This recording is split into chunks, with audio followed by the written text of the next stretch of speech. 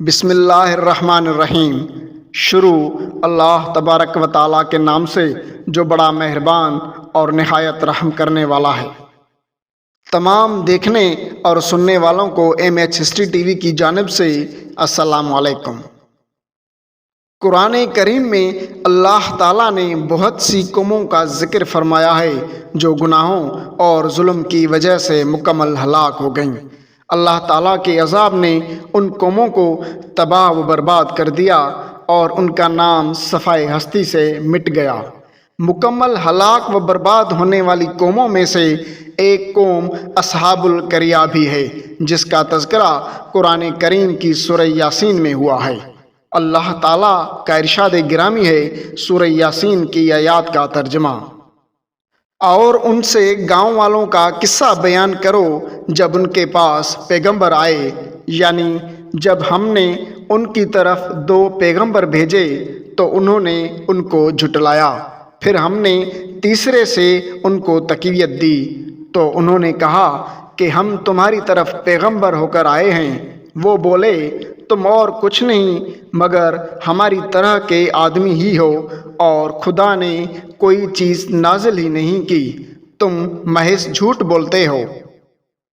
انہوں نے کہا کہ ہمارا پروردگار جانتا ہے کہ ہم تمہاری طرف پیغام دے کر بھیجے گئے ہیں اور ہمارے ذمے تو صاف صاف پہنچا دینا ہے۔ اور پس وہ بولے کہ ہم تم کو نامبارک سمجھتے ہیں، اگر تم باز نہ آؤ گے تو ہم تم کو سنسار کر دیں گے اور تم کو ہم سے دکھ دینے والا عذاب پہنچے گا۔ پیغمبروں نے کہا کہ تمہاری نحوست تمہارے ساتھ ہے، کیا اس لیے کہ تم کو نصیحت کی گئی، بلکہ تم لوگ تو ایسے ہو کہ حد سے گزر جانے والے ہو۔ اور شہر کے پرلے کنارے سے ایک آدمی دوڑتا ہوا آیا اور کہنے لگا کہ اے میری قوم، تم پیغمبروں کے پیچھے چلو، ایسوں کے جو تم سے صلہ نہیں مانگتے اور وہ سیدھے راستے پر ہیں۔ اور مجھے کیا ہے کہ میں اس کی پرستش نہ کروں جس نے مجھے پیدا کیا اور اسی کی طرف لوٹ کر جانا ہے؟ کیوں میں اس کو چھوڑ کر اوروں کو معبود بنا لوں؟ اگر خدا میرے حق میں نقصان کرنا چاہے تو ان کی سفارش مجھے کچھ بھی فائدہ نہیں دے سکتی اور نہ وہ مجھے چھڑا سکیں گے۔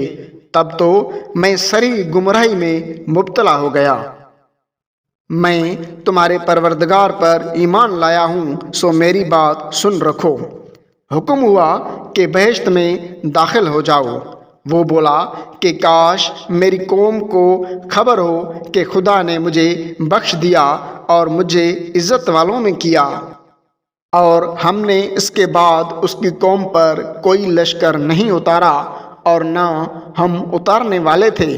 وہ تو صرف ایک چنگھاڑ تھی، سو وہ اس سے ناگہاں بجھ کر رہ گئی۔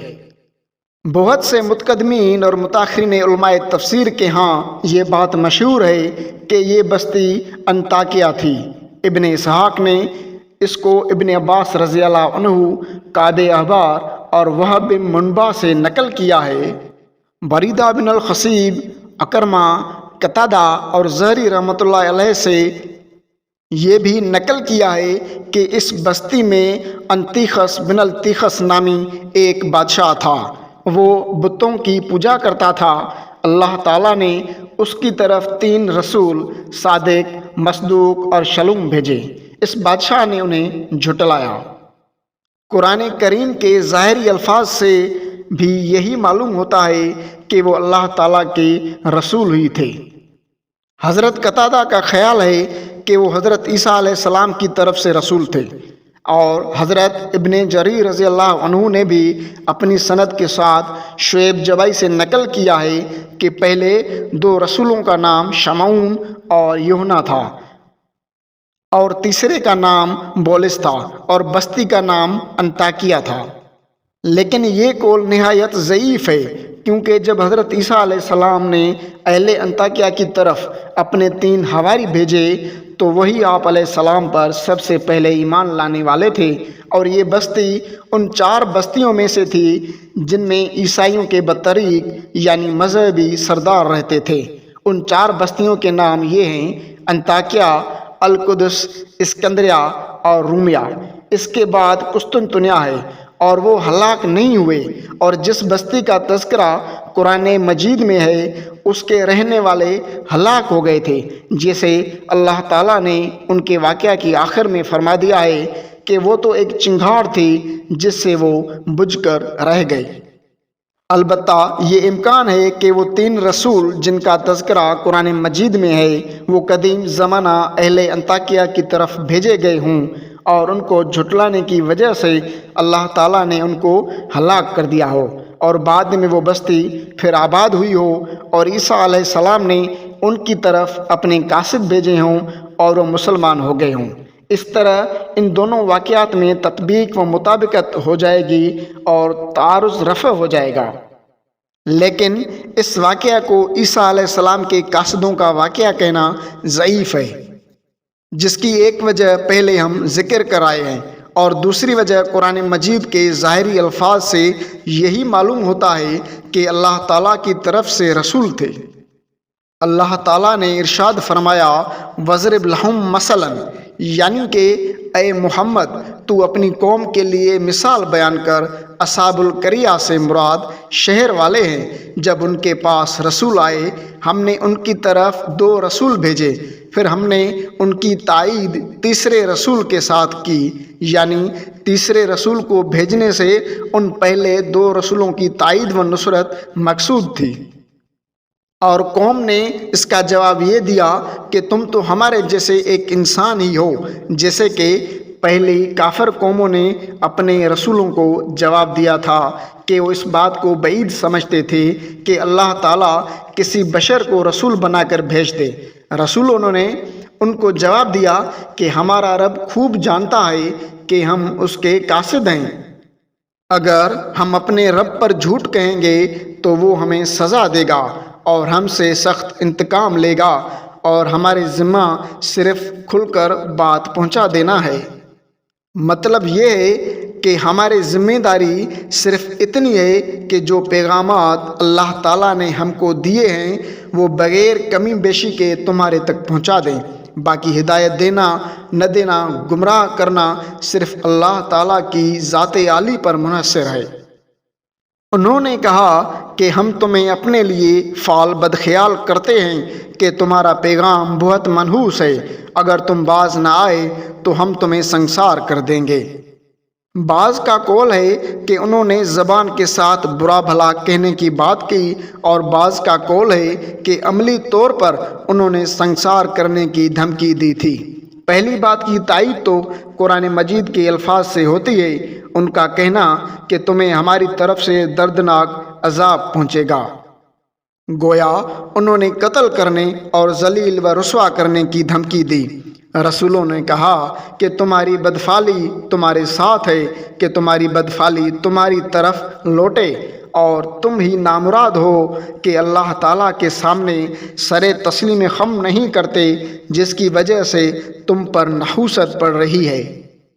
کیا اگر تمہیں نصیحت کی گئی ہے، یعنی صرف اس وجہ سے کہ تمہیں ہم نے واعظ و نصیحت کیا ہے اور ہدایت کی طرف بلایا ہے، تو تم ہمیں قتل و اہانت کے ساتھ دھمکیاں دے رہے ہو، بلکہ تم حد سے گزرنے والی قوم ہو۔ مطلب ہے کہ نہ تو تم حق کو قبول کرتے ہو اور نہ حق کو قبول کرنے کا ارادہ رکھتے ہو۔ اللہ تعالیٰ کا فرمان ہے، اور شہر کے پرلے علاقے سے ایک شخص بھاگتا ہوا آیا۔ مطلب ہے کہ وہ رسولوں کی مدد اور اپنا ایمان ظاہر کرنے کے لیے آیا تھا، جیسا کہ اللہ تعالیٰ سورہ یاسین میں ارشاد فرماتا ہے۔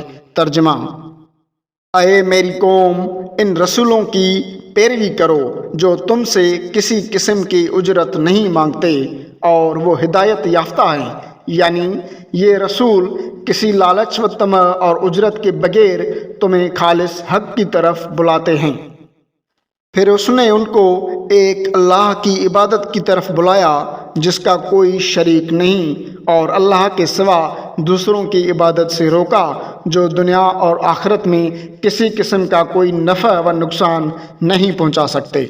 یقیناً میں اس وقت کھلی گمراہی میں ہوں گا، یعنی اگر میں اپنے اللہ رب العزت کی عبادت چھوڑ دوں اور غیر اللہ کی عبادت کروں تو میں گمراہ ہو جاؤں گا۔ پھر اس نے رسولوں سے مخاطب ہو کر کہا کہ یقیناً میں تمہارے رب پر ایمان لے آیا، پس مجھ سے سن رکھو۔ اس کا مطلب یہ بیان کیا گیا ہے کہ میری بات سنو اور اللہ کے ہاں میری گواہی دینا، اور بعض نے اس کا مطلب یہ بیان کیا ہے کہ اے میری قوم، میں سب کے سامنے رسولوں پر اپنے ایمان لانے کا اعلان کر رہا ہوں، اسے سنو۔ بس اس موقع پر انہوں نے اسے قتل کر دیا، اور بعض نے کہا ہے کہ سنسار کیا، اور بعض کی رائے ہے کہ لاٹھی سے مارا، اور بعض کہتے ہیں کہ وہ سب ایک آدمی کی طرح اس پر یکبارگی جھپٹ پڑے اور اسے قتل کر دیا۔ حضرت ابن مسعود رضی اللہ عنہ فرماتے ہیں کہ انہوں نے اس کو پاؤں تلے روند ڈالا کہ اس کی آنتیں پچھلے راستہ سے باہر نکل آئیں۔